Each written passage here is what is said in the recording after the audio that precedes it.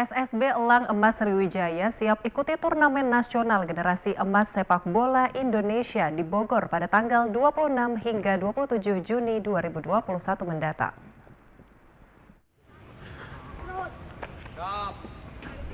Pada akhir bulan Juni, turnamen sepak bola kelompok umur akan digelar di Bogor, Jawa Barat.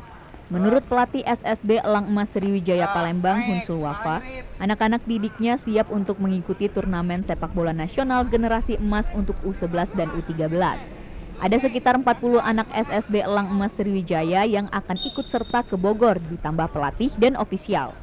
Tim pelatih SSB Emas Sriwijaya Palembang tidak menargetkan prestasi yang muluk-muluk pada turnamen nasional.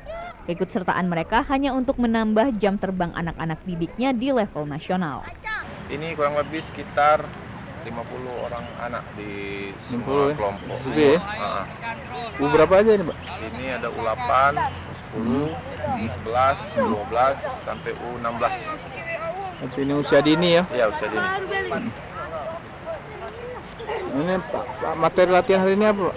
Ya, kita karena sudah lama nggak latihan, jadi tahap baru conditioning untuk lebih ke sentuhan ke bola. Sudah lama anak-anak kan libur, jadi kita latihan conditioning.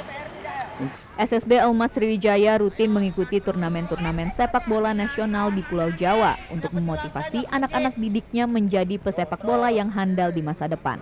Ahmad Maris, TVRI Sumsel.